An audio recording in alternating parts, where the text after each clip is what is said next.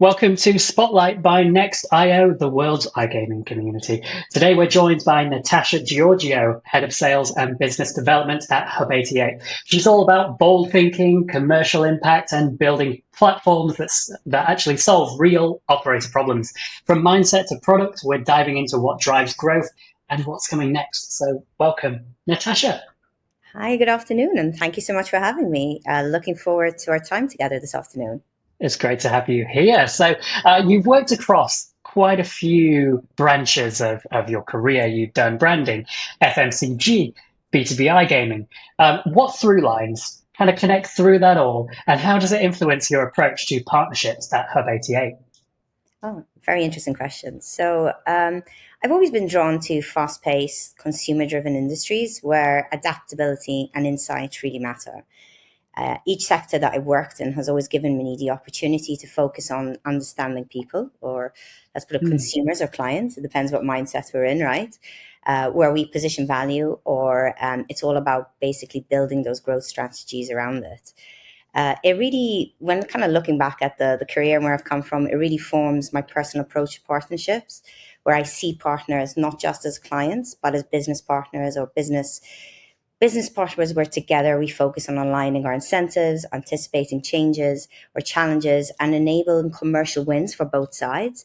And that's been the line that has run throughout all the different industries where I've worked in before. So that would be about, 3 different industries. Interesting.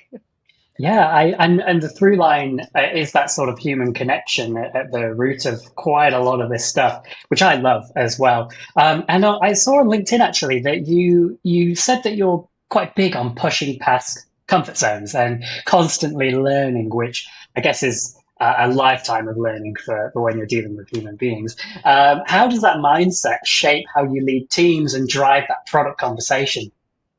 So the idea of learning, it isn't just a value. It's more of a discipline and mindset that I personally really think is important to live by.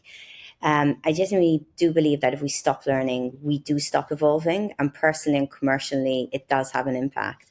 Also, it kind of removes the challenge as well. I want to come to work and learn something new every day and be challenged to learn something new. When you have that challenge removed, it just becomes, okay, what's so exciting? What did I learn today? So whether I'm kind of looking into new verticals or decoding any partners' frustrations or experimenting with any new product strategy, that's also a learning aspect as well. And looking at it and trying to ask new questions or challenge assumptions and remain open to being remain open to being wrong. So that's something that a mindset that I go into as well. I have seen that time and time again that the biggest growth does happen when we lean into discomfort the most. So when we take that kind of, let's call that harder call, where you kind of get those butterflies beforehand and the sweats and go, okay, I'm going into this call and I'm a little bit nervous. Let's see where we're going to come out. And, those tougher questions that have been asked, or when we take risk with something, whether it's going to your board and giving a risk, or going to a partner and saying, we're going into this with a risk. What do you think? That's where the biggest innovation lies, and that's where the biggest learning comes from.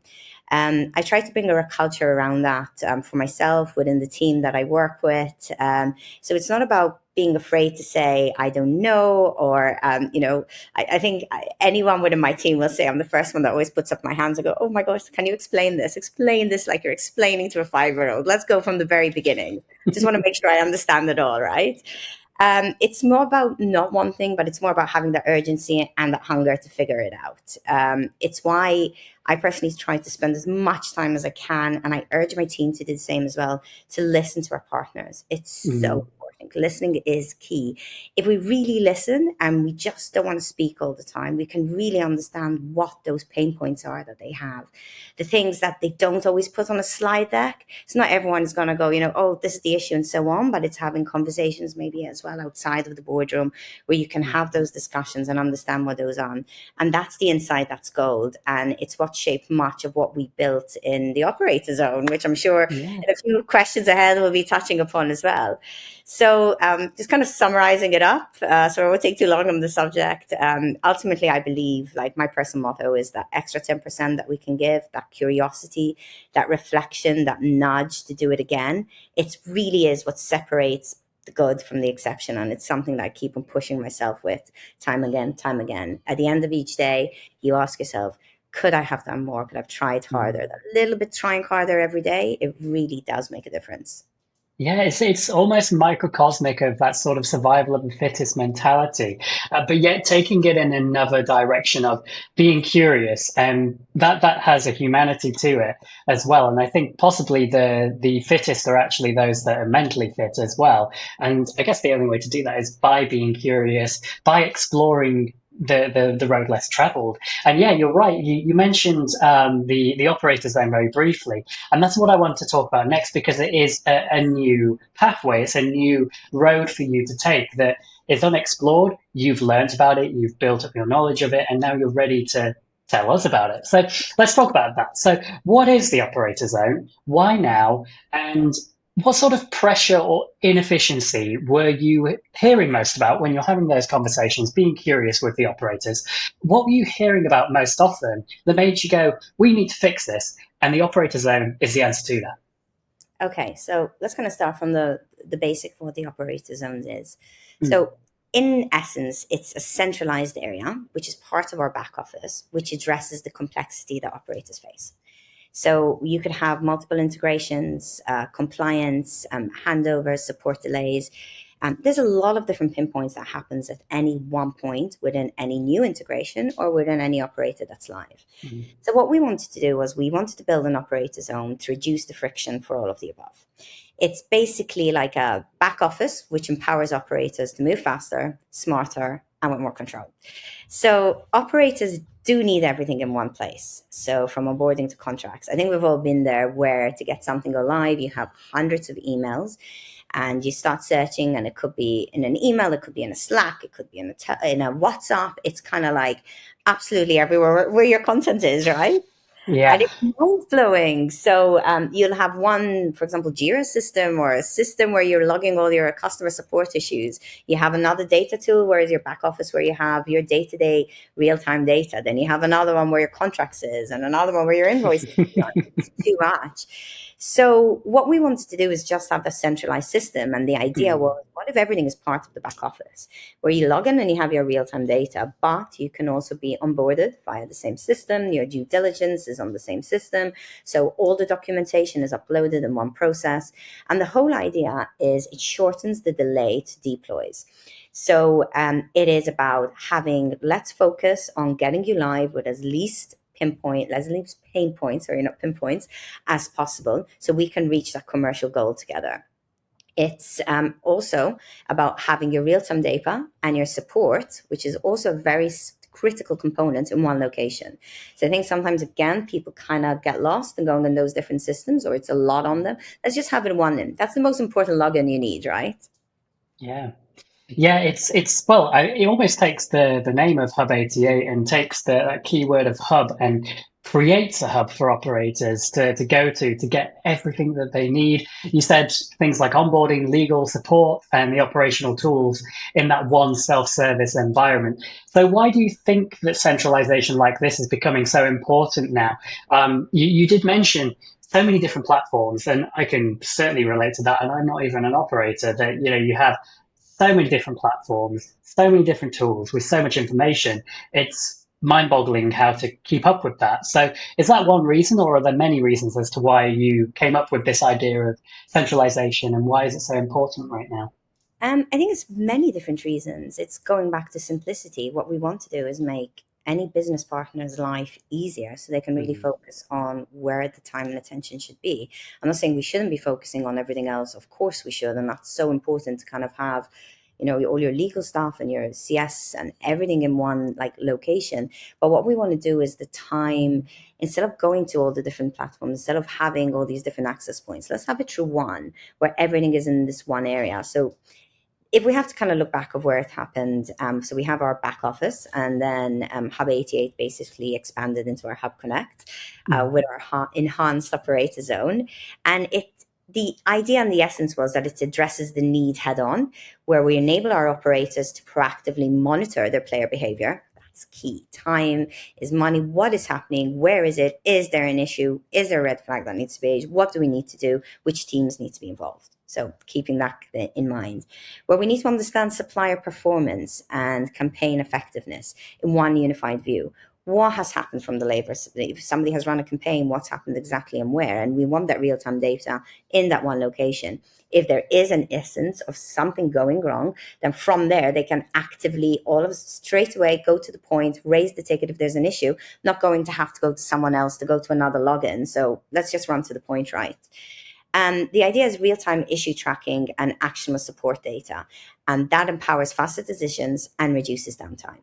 As competition and compliance demands like do and testify, basically the idea is to have seamless visibility, and it's just not a nice to have thing, it's a competitive edge, and that's why we really wanted to focus on it. And you did mention a little bit about automation and making things faster.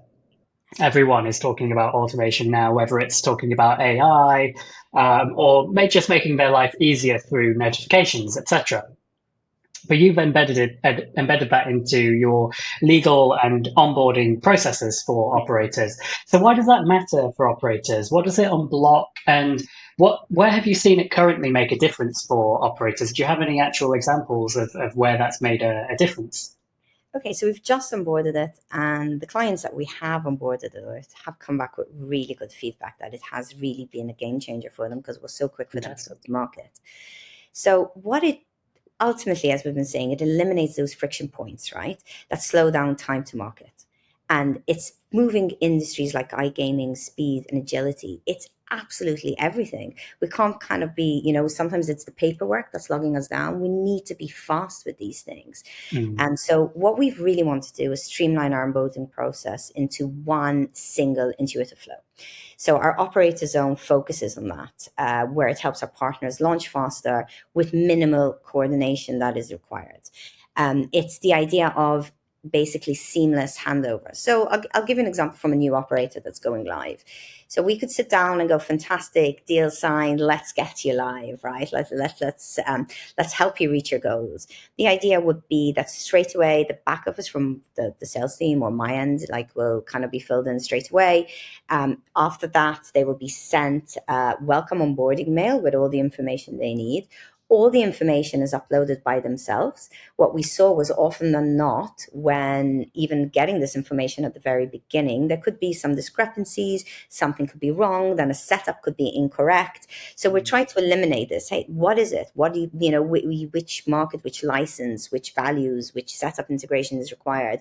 Everything is filled in by the team who is setting this up. And then from there, it moves on to your due diligence process, straight onto integration whilst everything is working in the background. It also helps very well. So this is just obviously, let's just start at the very beginning, but let's talk about operators who are managing multiple brands or launching new markets. Scalability is crucial, and we can't have anything in the way of slowing down. So emails or somebody missing an email, this is the best way that we could do it. Faster launches ultimately means quicker revenue, right? And quicker revenue generation. So that's what we want to do. And we want to make sure that we're able to support our partners as much as possible to get to market fast. And on the operator zone, you also have a real-time data element to it, Yes. where that is, especially in the support part of your offering for operators. So why would you say that speed of transparency of that data is so critical right now for operators? Why do they need it? And what happens if an operator doesn't have that real-time data? if you don't have real-time data, you can't act, right? You can't look at it and go, oh, something's happening, good or bad. You need to have that real-time data to be on top of everything, to be speed. That it's the ultimate question. How do you react in a fast pace? And also, how do you set up your data so you can understand what is happening and where and when should you act? So that's the most important thing out of it all. And apart from that, you have a case management dashboard as well that surfaces that real time support data across those brands. It's a really strong tool by the sounds of it. And why is it important to have that visibility across those issues that appear in the management dashboard and the actions becoming a critical concern for businesses right now? Why do they need that?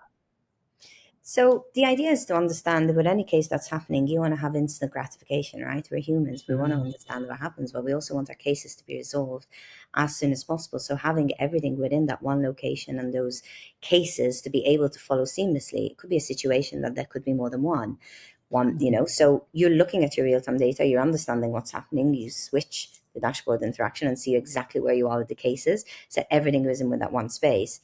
Speed to answer the cases actually means how quicker we can actually go out and act on them. You're absolutely right. I think instant gratification, what comes to my mind is, when you complete your to-do list and you're like, yes, I've achieved something for the day or for the week or for the Yeah. month. And I think when you have it all in one place, you're able to see that gratification happening in real time, like you said. And you've also got a one-click onboarding process that you were mentioning briefly earlier. From the general business data to a technical setup as well. Where does this actually help operators? Is it about faster launches or fewer handovers or something else or all of the above? It's all of the above. It's going to market as fast as possible, removing as many pinpoints as possible. So our idea was ultimately, we've gone live with so many partners and we wanted to understand where the pain points were. Where did stuff get stuck in emails and how long did it take those emails to be answered? And what was the biggest issues that operators were placing? Would it be an incorrect configuration that would have been set up at the very beginning? And why was that? So what we wanted to do with the one-click onboarded is fantastic. Like, hello guys, welcome to the Hub family.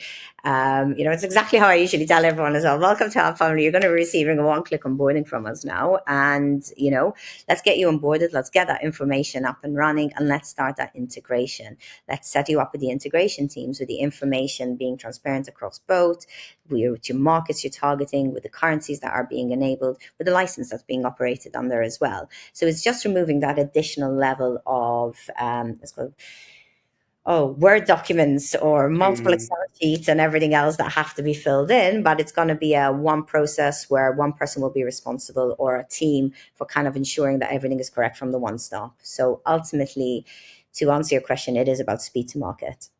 Yeah, and like you said, those more labor intensive or administrative tasks usually drop down the priority list as well as the things that you leave till last because you're like, oh, do I have to do this again? So Yeah. you make it a lot simpler and a lot quicker.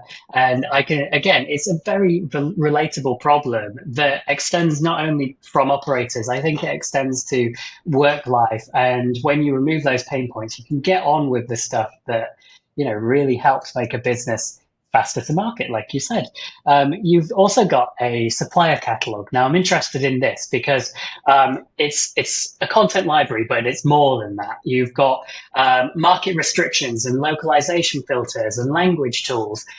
I'm really curious about this because it's almost like giving operators what they need and a tool to use whenever they need to learn about something or find something out.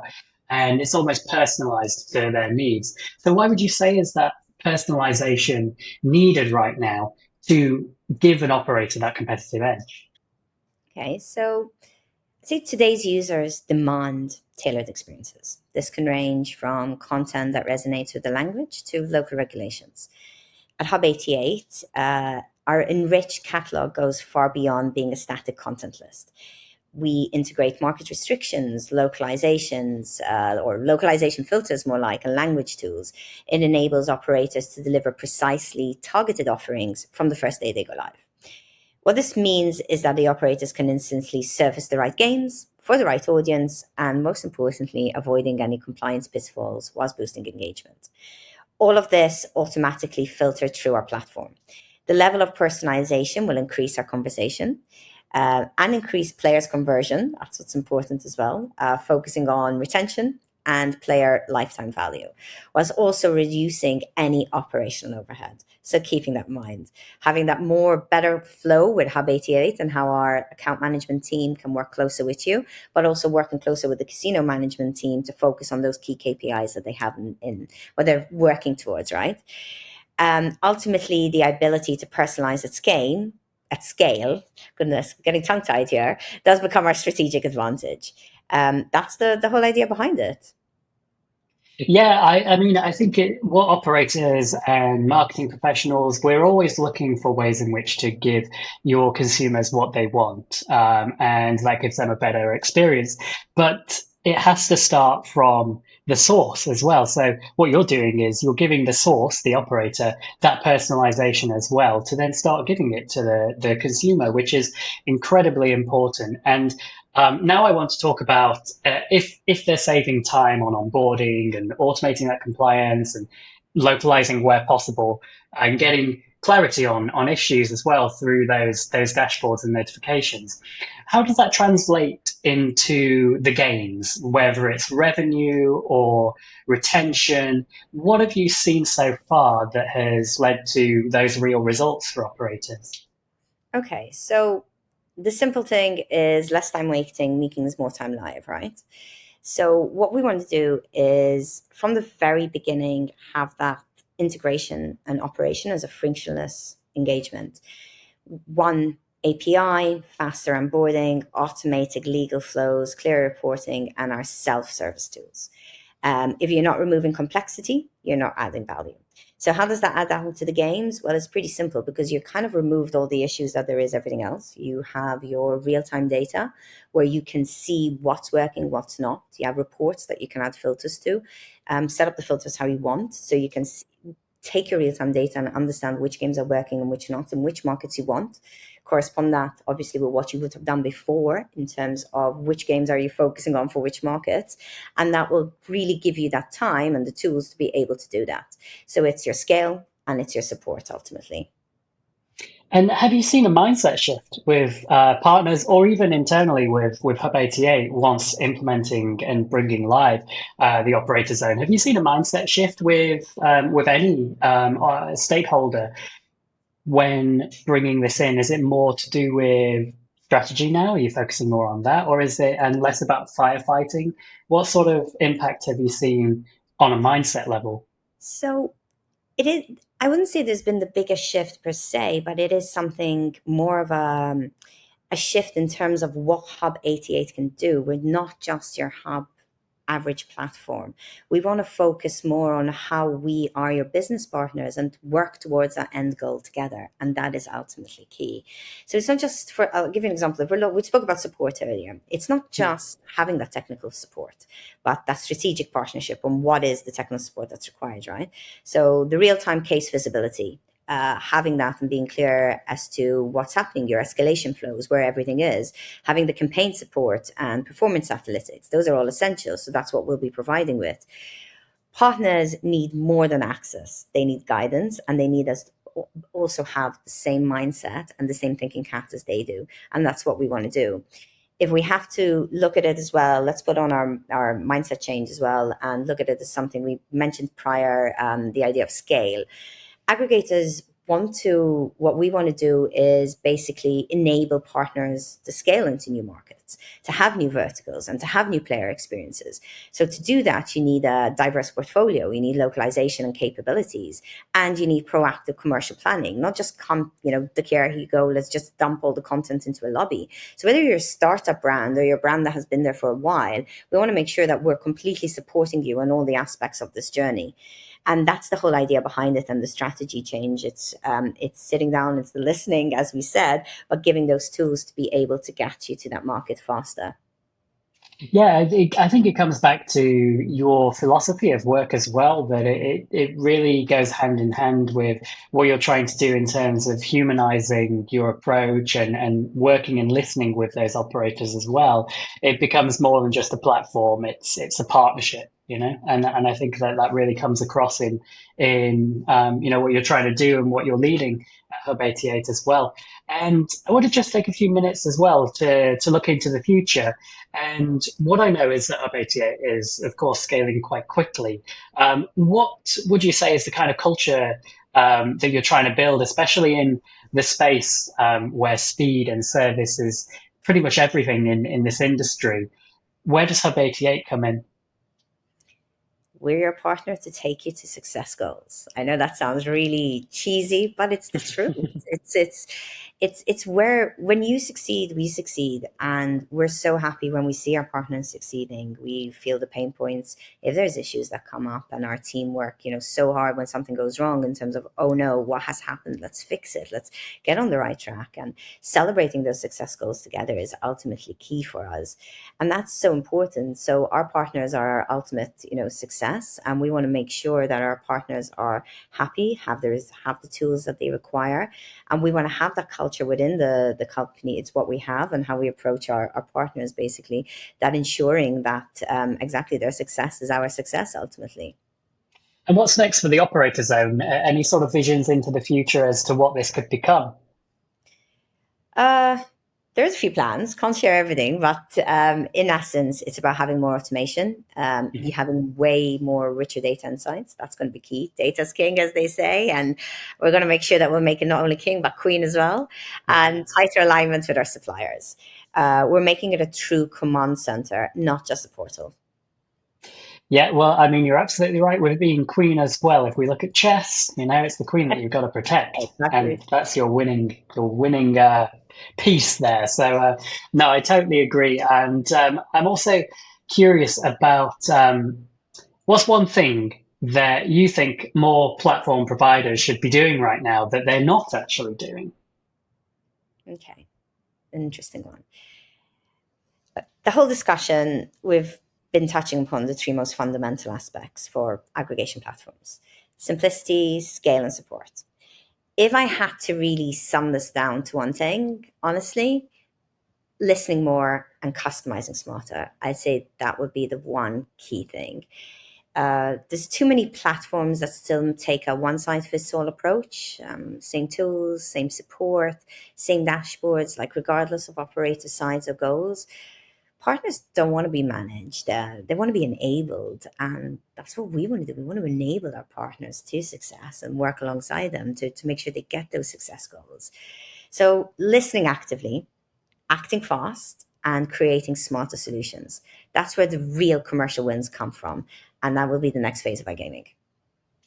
Well, I mean, if there is an expert listening and someone that cares about it, it's yourself, Natasha. So, you know, I think there's at least someone that's, you know, going to be leading this from the front at Hub 88. So that's very exciting. And then, and finally, is there anything else that you would like to add to our conversation today? Anything that you would like our listeners to take home from that's very important for them to hear? I think it's being honest, and it is talk to your partners, and it is talk. A lot of businesses, I think, well, business partners kind of they do feel the same success, like the same. Well, they all have the same KPIs, right? Ultimately, that's what's key. But let's talk about the negatives, the pinpoints. It is about sharing. It is about sharing a bit more because it's not everyone is in an individual kind of journey towards they want to get to in the KPIs, but we're doing this together. Yes, one brand might be doing something innovative while someone else, might be, trying and focusing on something else. But I think the main thing is really sharing in those successes and discussing the pinpoints that brands are having and where, because it's only through sharing and through these experiences that we can really sit down and go, okay, we have an issue. How can we really focus on this? How can we really bring the industry to its next level? How do we support each other in doing this, in finding solutions to the issues that we're encountering? What is it that players really want, and how can we maybe be more player focused? How can we take iGaming to the next level, or are we where we should be? And that all comes down to, again, talking more actively together and really understanding where those pinpoints are. And I think this is what, today's session is about, and so many other sessions that you've put on. I find them so inspiring, something to listen to what others are saying and to learn from them and to sit and reflect on that.